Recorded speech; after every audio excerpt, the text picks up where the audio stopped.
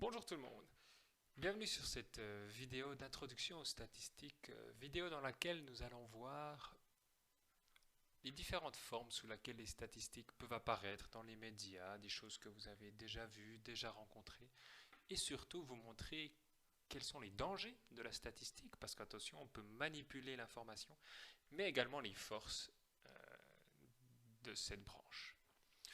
Donc voilà un premier exemple que vous avez sûrement déjà vu soit dans les journaux, soit dans d'autres cours. La pyramide des âges. Donc ici nous avons par exemple la Suisse en 2011, les femmes à droite, les hommes à gauche, et nous voyons que selon les tranches d'âge, nous avons plus ou moins de personnes de chaque sexe. On voit par exemple ici, les 90 ans, nous avons plus de femmes que d'hommes, etc. Donc ça vous connaissez, elle varie selon les pays et selon les continents. Ceci est une première manière de représenter des statistiques. Un autre que vous connaissez également, le diagramme en secteur, ou plus communément appelé le camembert, est une représentation qui permet d'exprimer une proportion. Donc ici, par exemple, la proportion de personnes qui parlent allemand en Suisse, ou français, ou italien, ou romanche. Donc on voit la grande majorité ici qui parle en allemand, un petit quart en français, le reste italien et un tout petit peu romanche. Donc voilà, ça vous connaissez aussi également. Celui-là est peut-être un peu moins connu. Il s'agit d'un spider chart. Donc peut-être pour les plus fouteux d'entre vous, vous connaissez ça sur FIFA, effectivement, où on peut voir les faiblesses et les forces de chaque joueur.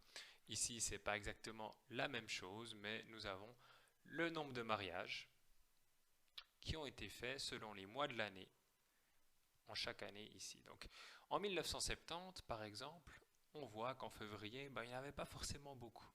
Ça augmente un petit peu au mois de mars, ça augmente encore au mois d'avril, ou une rechute pour le mois de mai, avant d'augmenter juin, juillet, août, septembre, octobre.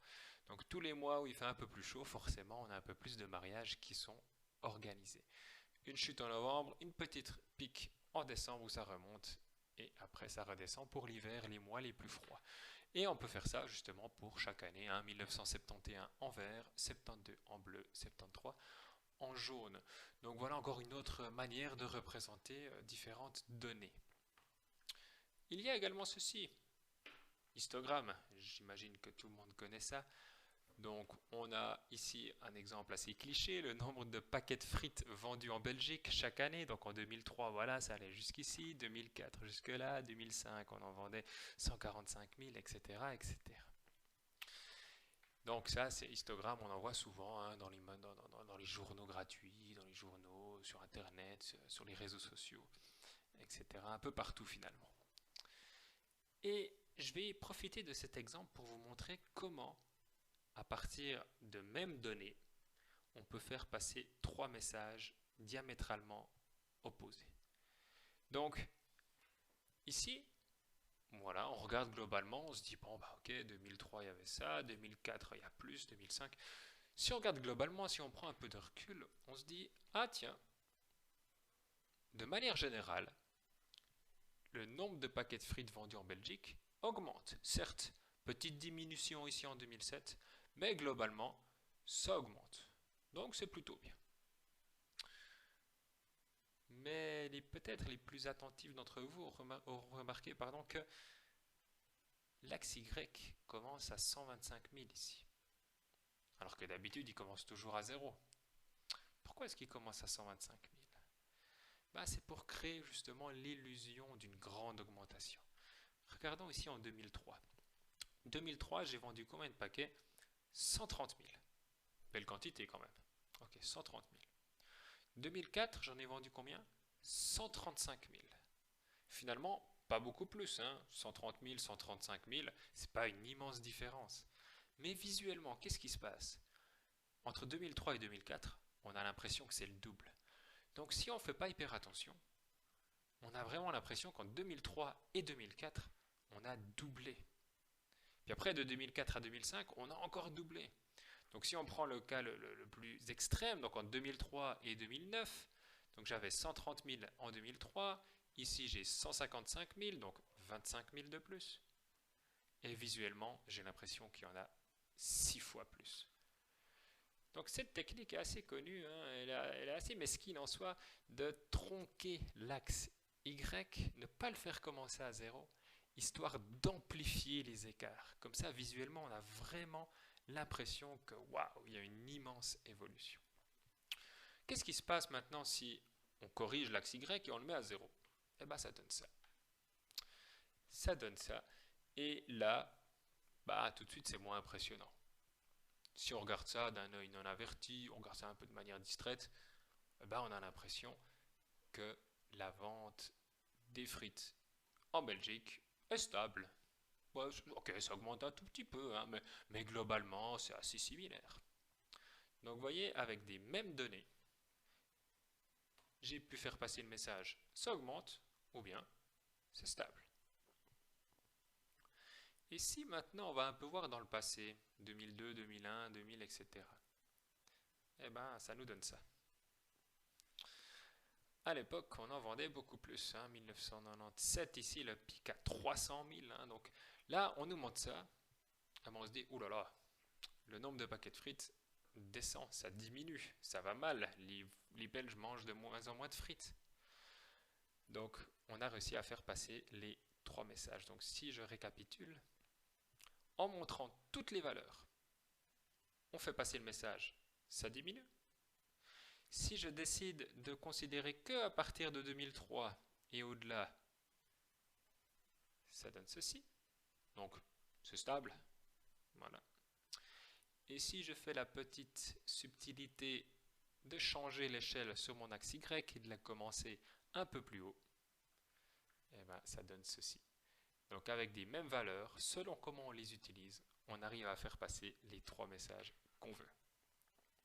C'est ça que je trouve personnellement fascinant pour les statistiques, c'est cette force de faire passer le message qu'on veut et toute la manipulation qu'on peut en faire. Et c'est aussi effectivement le danger de cela.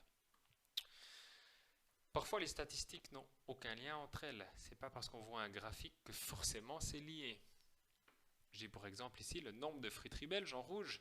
Donc on voit, voilà, ça a un peu augmenté, etc. Et le nombre de manchots en Antarctique. Et ça suit effectivement la même courbe. Y a-t-il un lien entre le nombre de friteries belges et le nombre de manchots en Antarctique? Alors je ne suis pas un expert en manchots en Antarctique, mais je pense que non. Un autre diagramme, une autre représentation que j'aime particulièrement est celle-ci. Donc je vais vous l'expliquer. Ici, nous avons sur l'axe X la consommation de chocolat. C'est des nombres de kilos par année par habitant. Donc ça veut dire que plus un pays se trouve à droite, plus sa population consomme du chocolat. Si on regarde la Suisse ici, donc là si on descend à peu près tout droit, on arrive à peu près à 12. Donc ça veut dire que la Suisse, par habitant, mange 12 kg de chocolat par année. On peut regarder la France sont un peu plus bas ici, à 6 et quelques. Voilà. Donc plus un pays est à droite, plus il mange du chocolat.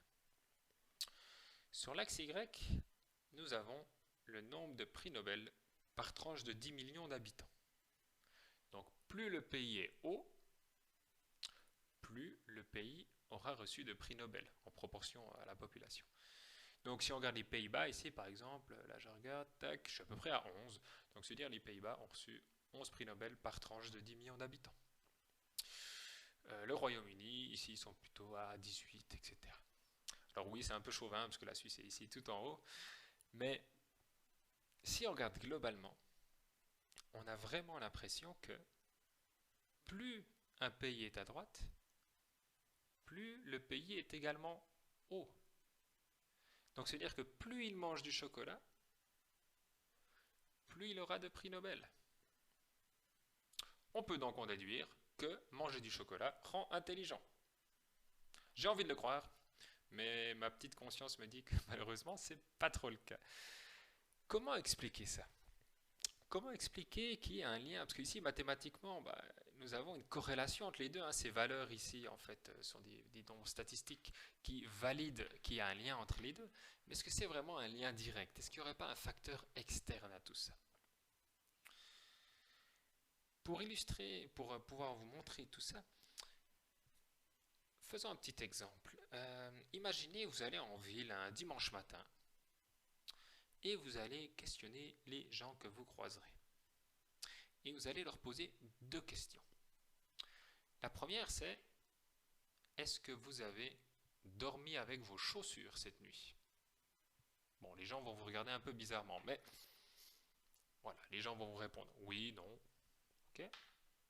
Et vous leur posez également une deuxième question: est-ce que vous avez mal à la tête? Alors, les gens diront oui ou non, etc.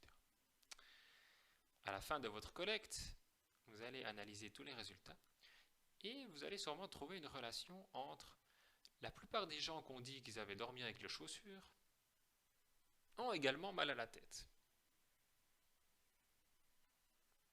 Est-ce que dormir avec ses chaussures donne mal à la tête?